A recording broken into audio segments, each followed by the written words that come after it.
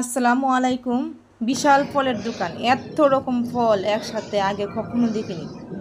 দোকানটা ছিল খুবই বড়, শুধু খালি বড়ই না, সুন্দর সাজানো এবং গুছানো পরিচ্ছন্ন।